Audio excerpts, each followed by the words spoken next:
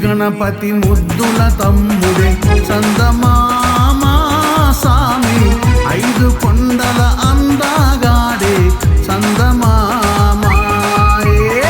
చందమామ చందమామ చందమామ స్వామి, ఎవరిగిరిపై వెలసినాడే చందమామ. మెడను గంట ధరించినాడే చందమామ సామి, పాము పడగన శయనించాడే చందమామ.